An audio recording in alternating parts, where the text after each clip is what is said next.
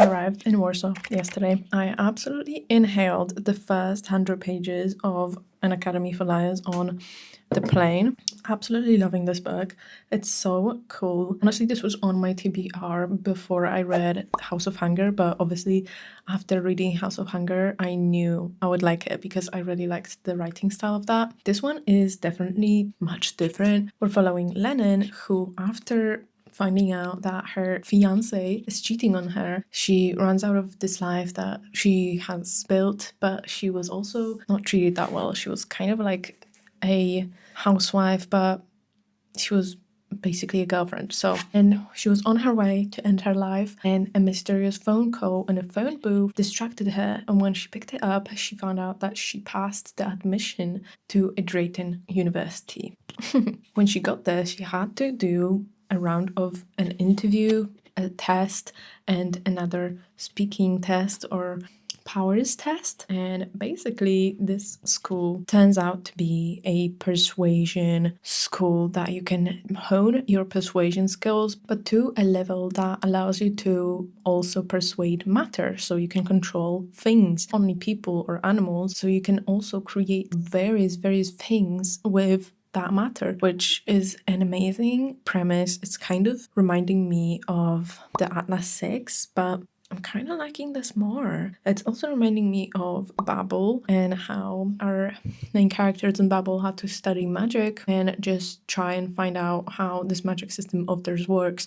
This is kind of similar, but it has more of a telekinetic power system than just like magic system. This trip is going to be a bit different than what I usually do in Warsaw because I usually go out more, but I'm not here for pleasure. I'm actually here for taking care of my mom. So I'm not gonna be going out as much. I'm gonna be catching up on my editing. I'm gonna be reading my books, maybe baking some stuff, cooking. I don't know, I'll see. I had to make a dalgona coffee today. It's actually kind of not a dalgona coffee, but kind of used the same recipe, but it didn't work. But it's kind of yummy. I'm gonna have a haircut today. I always get a haircut when I'm in Poland because I only trust Polish hairdressers. So this is the last you'll see of my gorgeous hair. I actually don't think it's gorgeous, that's why I'm cutting it. So I'll see you after my haircut. I forgot to record straight after my haircut, but this is it after I washed it and style it how I usually style it. I just kind of went for a side bang moment this time. I think it's pretty cute and I love having it short. It's so much easier to maintain as well. I haven't been doing much, to be honest. I've been to the shops like 6 times already. And it's been 3 days since I've been here.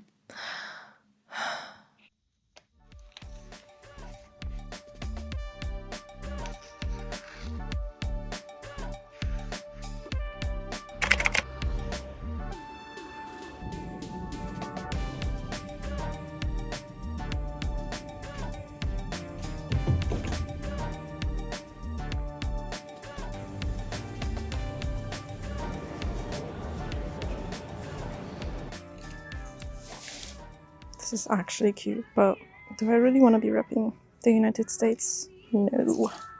Ooh. Right.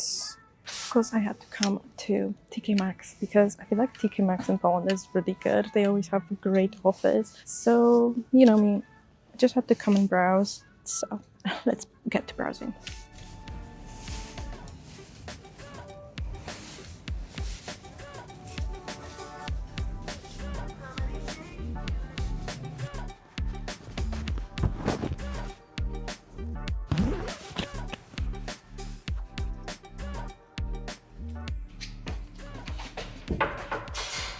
We kind of love, but the lining is really short.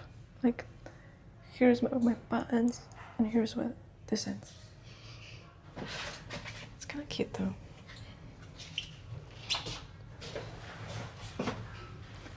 Kind of cute. I don't know. Let's go with the skirt too. It's so long in the back.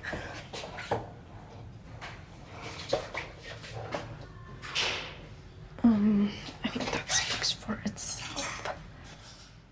Yeah, this is so cute, but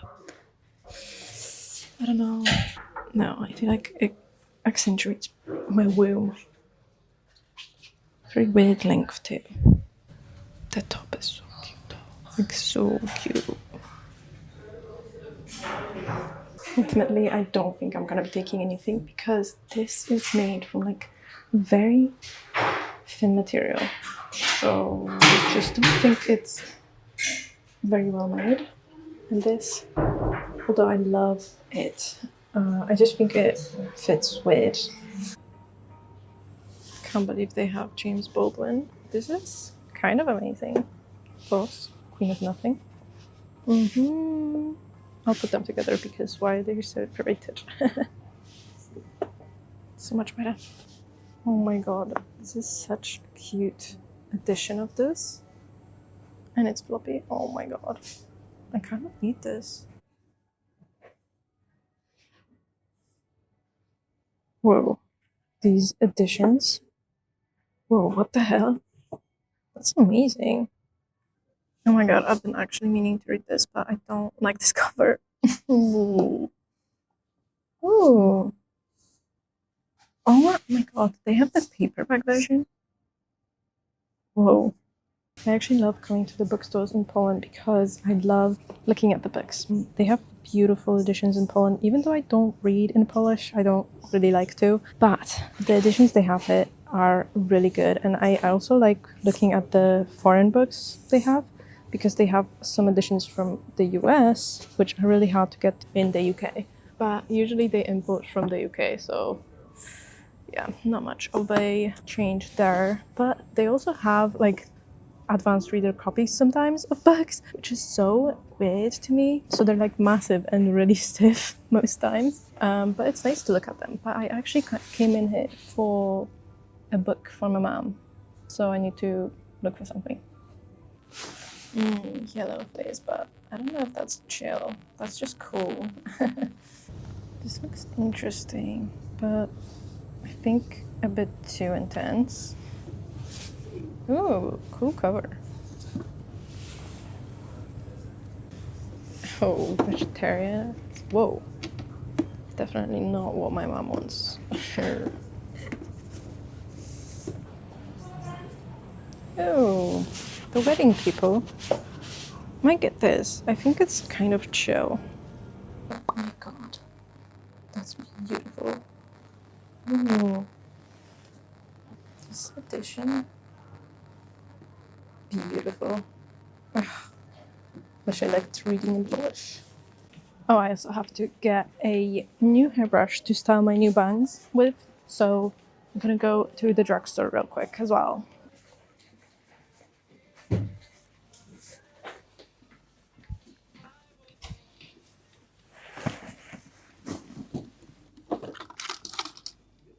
Mom actually just bought a new coffee machine, so I also had to get some hods for it. So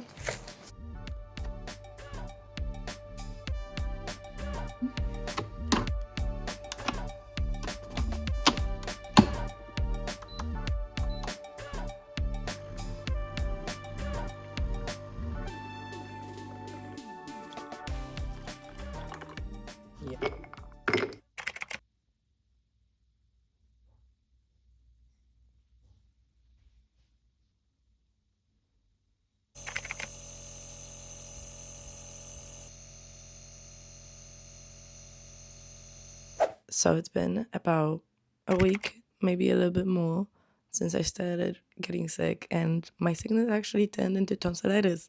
Haha, awesome. I was actually going through it. I was in the trenches, and I'm finally getting better, but I did feel like I was in hell. I visited hell, and I started climbing back up when I started getting better because honestly, every time I swallowed my saliva, it felt like I was gonna die.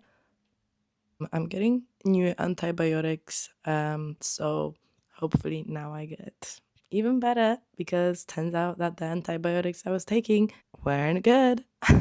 So that's why my tonsillitis wasn't getting better, and I kind of had to fight it on my own, which was not awesome.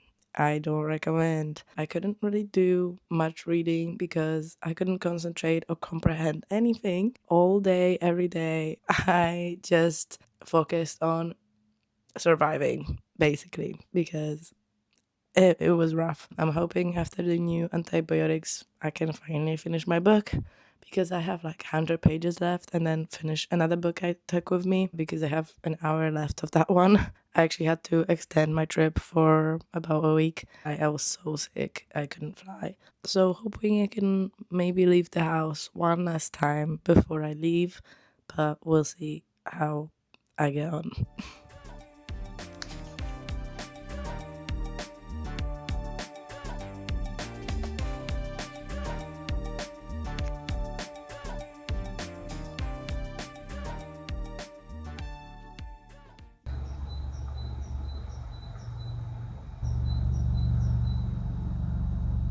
I actually had mixed feelings about this book because at first I really liked it because the premise was really cool. It's about this mermaid nation that lives in the deep of the ocean, and there is one single historian in their nation, and they're responsible for remembering all of the past, and everyone else doesn't remember anything of the past. And once a year or once in a while, they do this thing called rememberings, and they all come together, and the historian plants the memories in their heads for just a little bit of the time, maybe like a day or a couple of days at a time, and then they take it back.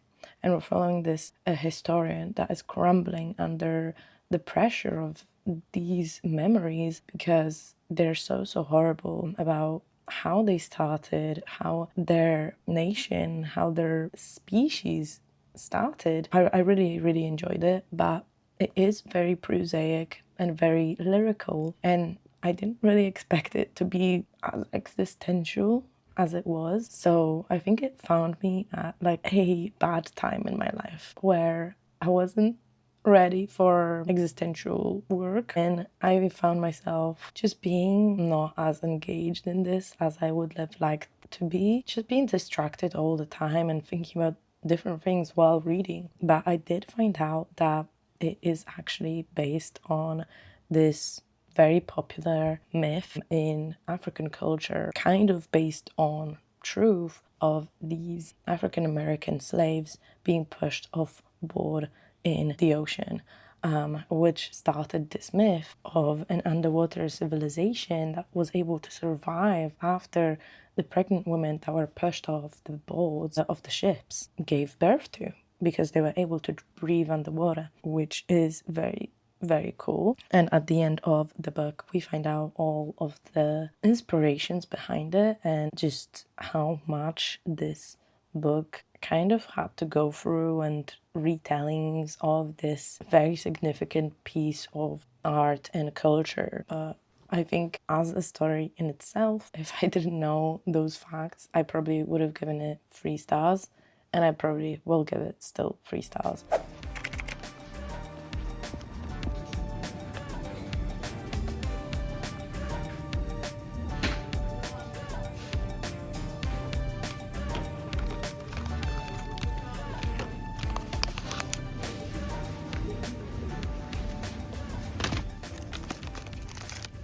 And just like that, that was my last excursion in Poland, outside. I'm so sad. Guys, I've been here 3 weeks and I've only had like 1 week of being able to go outside. And to be honest, now I'm looking back and I'm glad I went 6 times to the shops in the span of 3 days. Because if I didn't, then I probably wouldn't have gone out at all.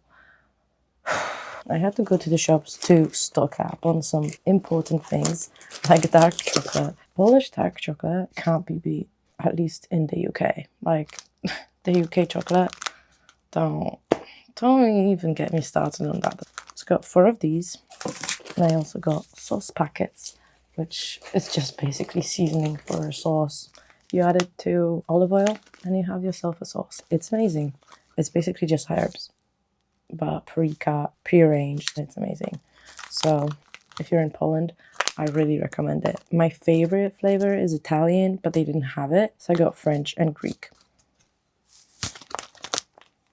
I have also started and finished the next book, which was Universality. Really crazy book. It captures so much of British culture, but there's like no likable characters in this. There's a lot of like this victim mentality in this, and I absolutely kind of hated every character. It's a very good critique of British politics and all that kind of world. It is now 4 p.m. I'm almost packed. I still have to pack my other suitcase that is going in to the plane with me because I have to pack my new PC. Yay! I still have to sort some stuff, so I can't do it. And I don't really have much time left because I should probably go to sleep around 8 p.m. because I have to wake up around 3 a.m. to make my plane at 5 a.m. So